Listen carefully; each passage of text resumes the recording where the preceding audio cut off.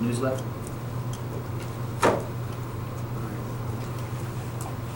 All right, with the newsletter, I drafted the newsletter myself. It had no cost. I drafted the newsletter myself. I sent a copy to each one of you guys.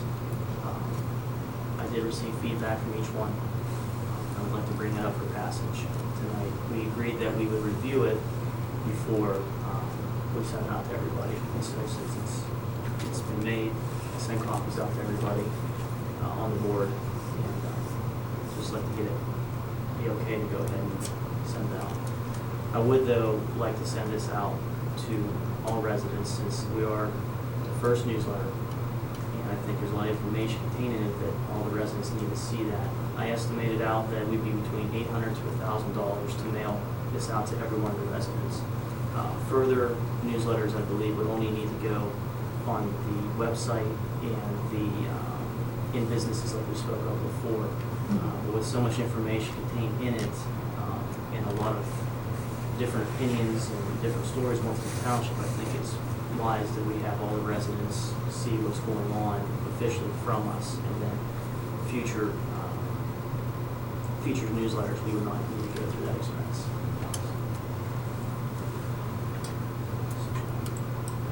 Discussion. I have multiple issues with the content. Obviously, the email is marked confidential, so I'm not going to go into it here, but if the board votes to send that out, I want it on the record that I did not support much of the content in the letter.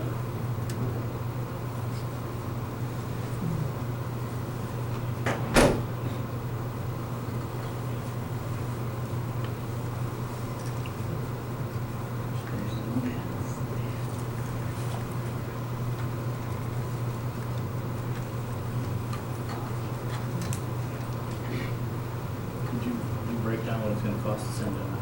I just did a quick estimate of, in the office, we have all the road addresses and 45 cents per Stamp. Your stamps are 45 cents. We can get a mass mailing is 35 cents. Your envelopes are 10 cents a piece, plus your labels. So I'll work it out to about 80 cents. In 1,000 residents, 1,000 households, roughly 800 bucks to 1,000. It's rough because we're going to have some addresses that aren't correct, some are returned. Does that include copying? It's not include copying. No. So we have our own copy machine with color.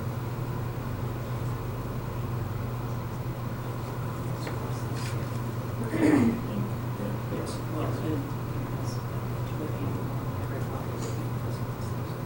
Income charges? Charge for them for a machine.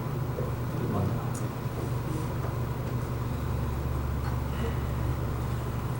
The thing is, we would print the same amount of copies to put out in the businesses in the area that we would putting it out to the residents. And more than likely, if you put piles of them out in the bank and different businesses are just going to sit there, versus that you would get the newsletter out to the residents themselves, directly to them. So I think it's a better benefit this first time to put the newsletter out to the residents. It's been done before in the past. Let's see what's wrong with it.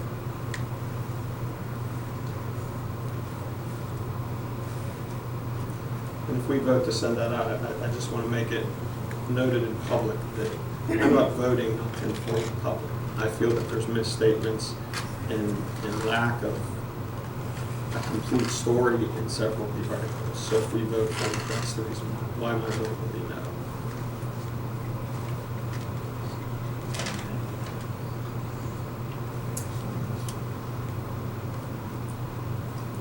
What did it cost last time for you guys? Because last time you guys actually wrote it in-house, copied in-house, stuff.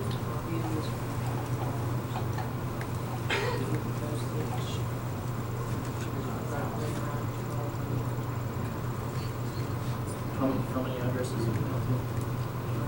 Just roughly.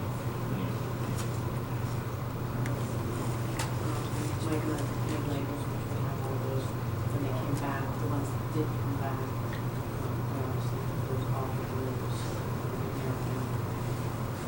which was back to the addresses. So we would be minimum is print, so it's 500. So we'd get 500 right there, plus another 5 to 1,000, so we'd be probably $1,500 is where we would be at sending this out. It's only, 1, 2, it's 3 pages, and it's double-sided.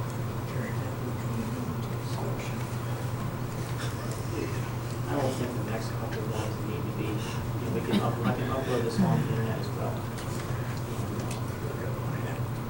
It's the first newsletter from the board. I think there's so much information that's went on in just 4 months, and there's been a lot of different stories all through the community, so I think it's just best that we officially give a statement from the township. I'll make a motion to send the newsletter out to the residents via mail. It will be uploaded on the internet and available at certain businesses in our township.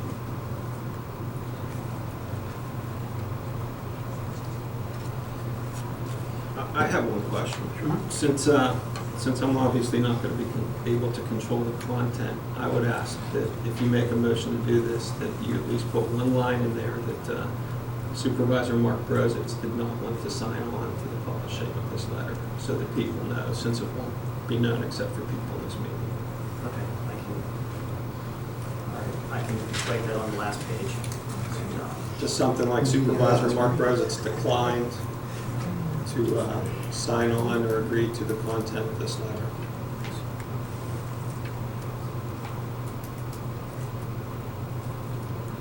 Say what more? Just send me an email on that, just exactly what you can put in there, and then I'll just call. Or that simple one statement, I would say Supervisor Mark Brozitz declined to agree to the content of this letter. If you can just put that somewhere.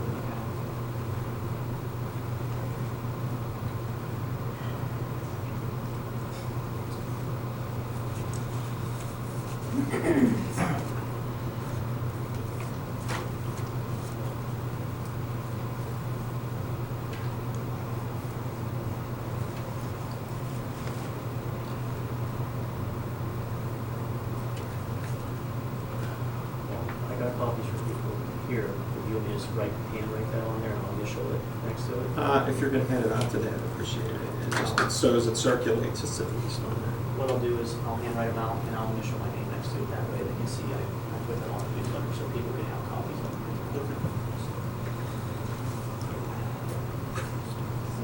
You need a motion, okay,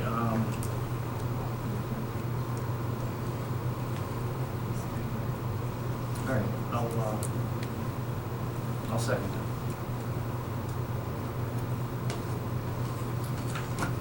Okay, it's been properly moved and seconded to send out the township newsletter. Mr. Brozitz? No. Mr. Grant? Yes. My vote is yes. Motion carries. Okay, next item is the Planning Commission Zoning Hearing Board brought over from old business. Sometime back, Ms. Moore had sent us a couple of options on what to do with that, which I'm fine with letting it sit until January, with the exception of, to the best of my understanding, in December there was a incorrect move made to create a vacancy and an appointment. So I would like to start a process to get that particular seat straightened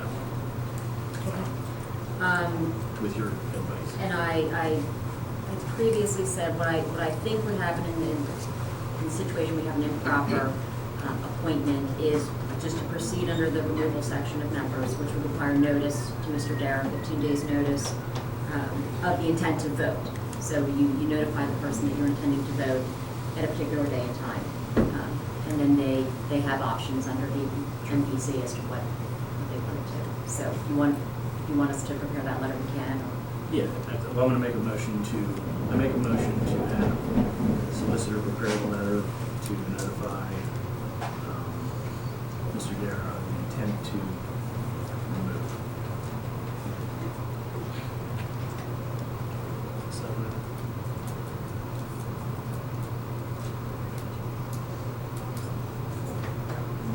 Moved and seconded to have the solicitor draft a letter to start the process to notify Mr. Vera of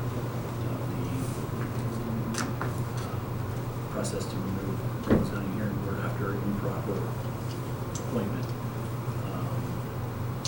Mr. Broses? Abstain. Mr. Durant? Yes.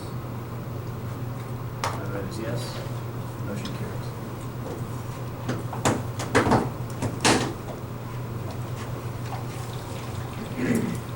Okay, new business.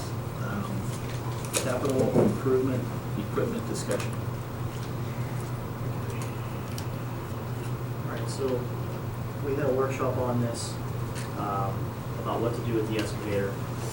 We have it's a really nice excavator that we have. We bought it brand new last year, but we have not used it since it was bought. And it's a $100,000 piece of equipment. Actually, if we had to buy it retail, it'd be a $130,000 piece of equipment, which we bought it at $97,000. The thing is that it is a very nice piece of equipment. It's that we don't do pipeline, and we do not do heavy construction in the township. And so it's a piece of equipment that after we use it to fix possibly two roads, we would never use it again until we had to burn more. But at the same time, we can do that same amount of work with a wheel or a backhoe. And we bought it with 27 hours. It has 40 hours on it, and those hours were accumulated from just starting it up in the wintertime to making sure the batteries didn't die. Other than that, all the other work that we do is done with the backhoe, the tractor, with the excavator. And so, looking that over, looked at different pieces of equipment that we do need updating on. One piece of equipment that possibly needs updated is the wheel loader. And I have some brochures here for everybody.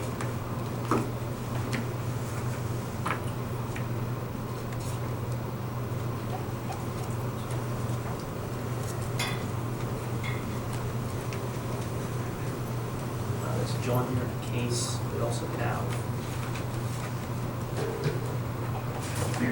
This is the Caterpillar.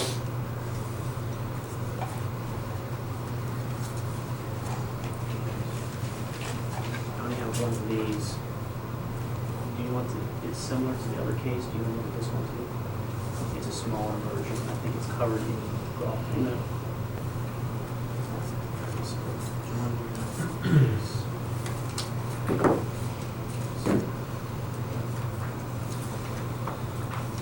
So that's option A, is a new wheel loader. Trading in the excavator and the wheel loader. Option 2 would be to trade in the excavator and the backhoe we have right now, keeping the wheel loader and purchasing a backhoe that is capable of doing both jobs of the backhoe and the excavator, in which John Deere offers a backhoe that can do both of those jobs plus the wheel loader. It can carry, our machine has a capacity, our wheel loader has a capacity of 2.5 cubic yards, whereas the John Deere 710 has 2.7 cubic yards capability, and it has as much reach as a track excavator. And so we would probably come out with money being given back to us if we went with that option. And I have brochures here for that as well. And the 710 is quite a machine. The 410 is what most municipalities go with. You can do more options with the 410 versus the 710, but the 710 you're going from a 4-cylinder machine to a 6-cylinder machine. We would get more use out of a backhoe versus the track. And we would receive trade-in that would be right where our trade-in values would be right where the what we paid for it, so we wouldn't lose any money on that. Or if we did, it'd be just maybe a couple $1,000. So At least for me to keep. yes, yeah, that's for you. Actually,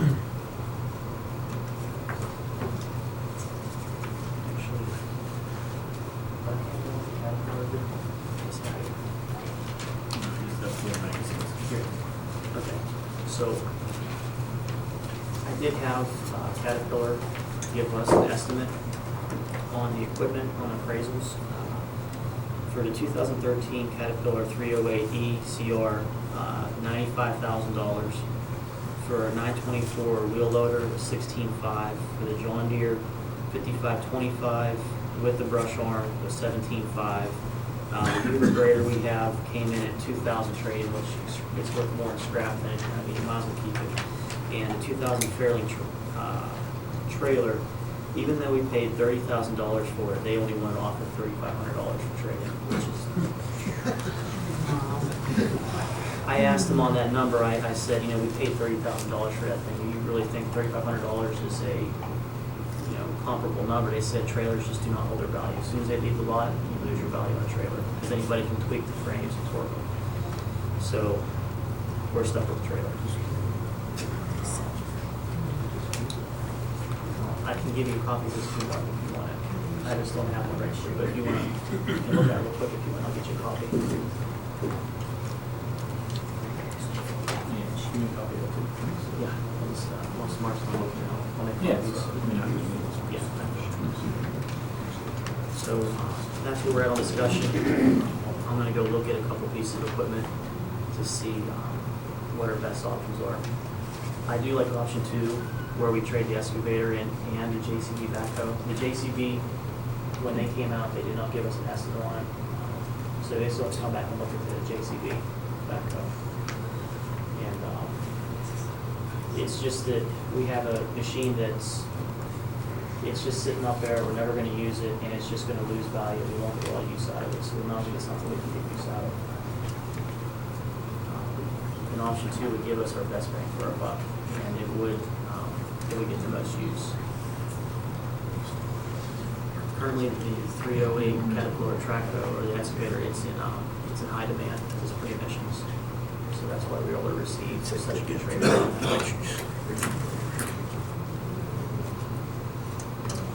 The grader we could put out, even the trailer could put out someplace, but it's good to ban, no one reaches the ban. We could, yes.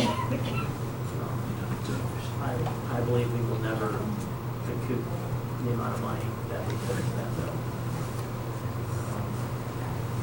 The Huber grader, I'll also look to get $5,000 for it, but we still have 2 dirt roads, and there is other options for equipment that most municipalities are going to. Graders are just, there's no value in graders, no one has dirt roads anymore. It'd be nice to get an attachment like the Township has that does, that you forward them. If we did option 2 with the excavator and the JC backhoe, we would probably have a check sent out to us to make money on that. Which we could get, we could go from there with options. Just depends on how much option, how many options you want, or how bare bones will fluctuate the price.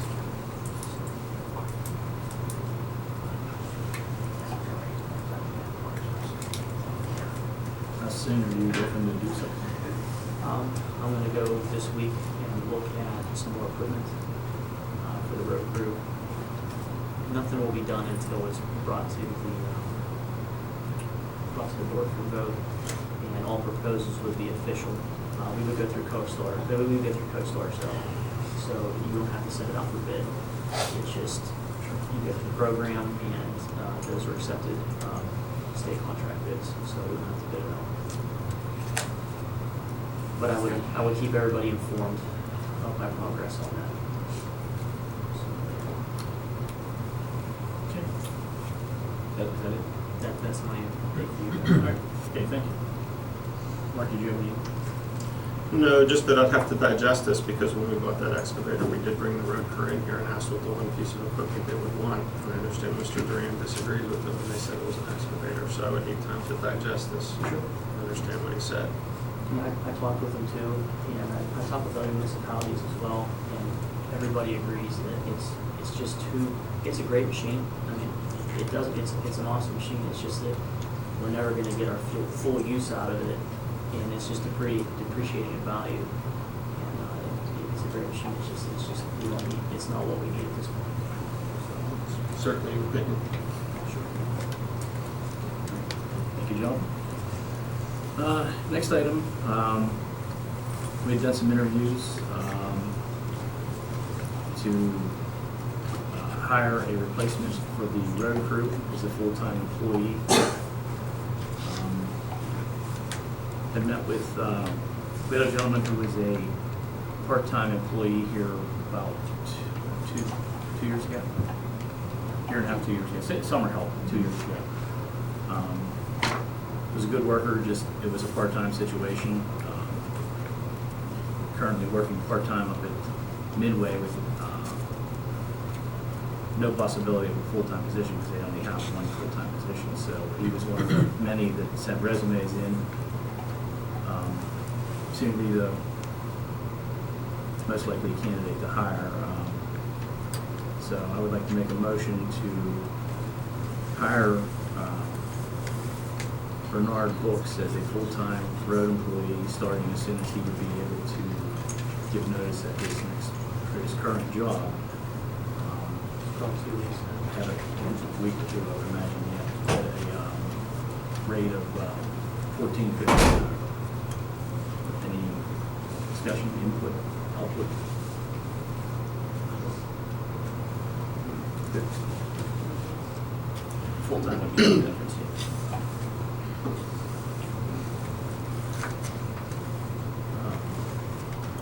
So that's my motion. I'll second it.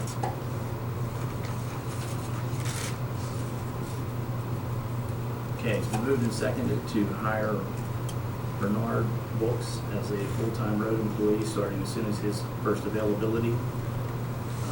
Mr. Broses? I'm sorry, roll call vote. Mr. Broses? I abstain. Mr. Durant? Yes. My vote is yes. Motion carries.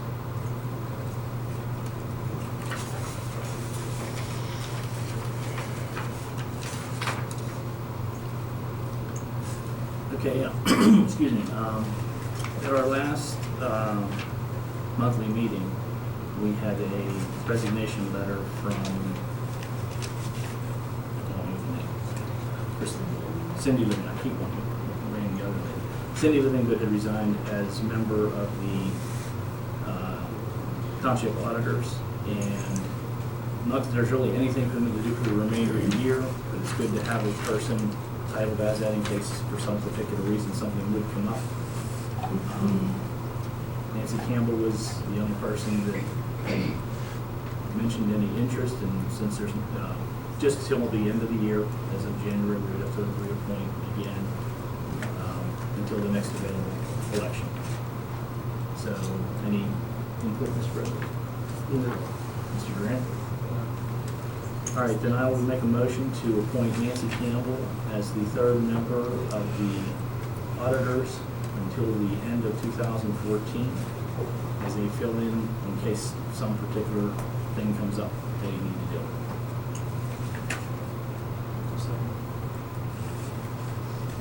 Okay, it's been moved and seconded to appoint Nancy Campbell as auditor. Mr. Broses? Yes. Mr. Durant? Yes. My vote is yes. Motion carries. Next item is discussion regarding security system. Okay. So, we do, should I announce everything? That's your thing. You put it on the schedule, so Well, whatever you got. something that you don't want to announce at a public meeting, that you do not have a security system or a fire system in a building. But we do not have a fire or security system in the building. So, seeing that we house official documentation, we have $500,000 in equipment, and for the safety of the workers, if something should happen, we need to have a security system placed, a fire system placed in the building. Recently, a neighboring township up north lost almost all their equipment to a fire. We are somewhat secluded on this part of the highway, and by the time someone would probably see a fire, we would probably already have the full building involved. I reached out to Security Systems of America, Guardian Protection Services, and ADT. ADT at this time does not offer fire protection. They had to, but they separated ties with a contractor that did that, and they had to do a, what's it called when you can't? You go work for somebody else to sign a contract. Non-compete. Non-compete clause, and so they do not offer fire protection at this time. SSA does, and Guardian. Guardian came in quite higher for that, close to $9,000, whereas Security Systems of America came in roughly at this.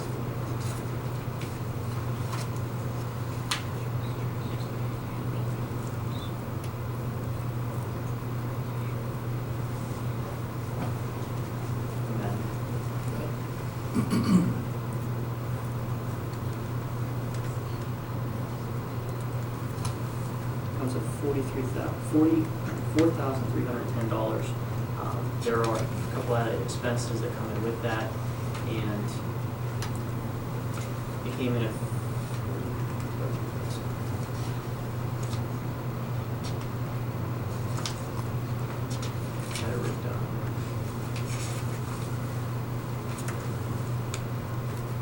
So the video system, so security system is $349 plus tax. Monthly monitoring is $34.95. The video system is $3,025 plus tax. That comes with a 1-year warranty, parts and labor. The additional fire alarm devices is 1 control panel, UL fire safe security panel, 2 smoke detectors, 2 135 rate heat rise detectors. And the reason we're going with 135s is we have 2 overhead propane heaters, and if we didn't go, we have 190, so the 190s will go in that room because we would melt the fire device that would set off the signal.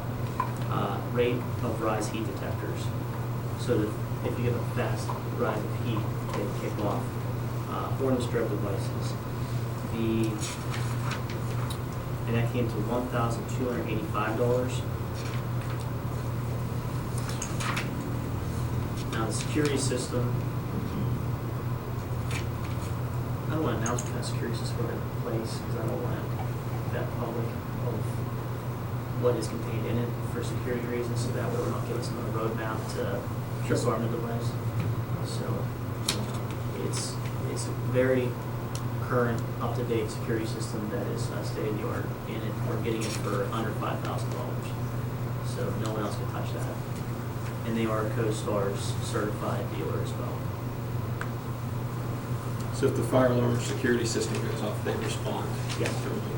It's a very similar system that you would have installed in your house. Is there the remote monitoring of the cameras and the status of the system through the internet? You can, yes. We can have, it's a fully functional, up-to-date security system with all the options. And they came down, originally they were at $6,500, and I told them, I said, hey, you need to work on us more. You guys are CoStar's certified retailer, and they said, okay, fine. They came down at $4,600, I believe. So they knocked out. So remote monitoring, like by us or supervisors or some designated person is included in the price? Yes, it is. And Okay, so I have a question that always comes up when I hear people doing this. Like, I've seen the costs that you sent, but not that detailed proposal, and I guess I'll ask you instead of spending all the time reading it. If we put cameras at the outside doors, I can understand that. If we put cameras in the garage where equipment could be stolen, I can understand that. Are we going to use cameras like to monitor employees, like somebody like Chris sitting in that room? We don't have to use it to do that, but since we do have, we call it, in the medical world, it's HIPAA. We have official documents in there. You're going to want eyes on the official documentation in there. And if we have it out in the garage, it should be in here as well. There's no monitoring in this room right here because... Yeah, I understand the fire alarm to protect the documents and that, but I guess that, for our little setup here, the issue I have is an employee having to sit here thinking a camera's staring at them all the time. We're not inundated. I guess that's what I would not agree with. I would agree with the whole thing you're proposing, except for having a camera aimed at a township employee all day long. Well, it's not aimed directly at her. I mean, it's a full view angle. It takes the whole office as a whole, so any Yeah, future. but it's still, it's like what, I don't think you're in a data center, a high-security environment where somebody has to be watched all day. So that's, if we would remove a camera that has to sit and stare at an employee doing their job all day, if you don't trust them, I would go for it. If we're gonna say we have to do that and have to monitor somebody, I don't think that this is the kind of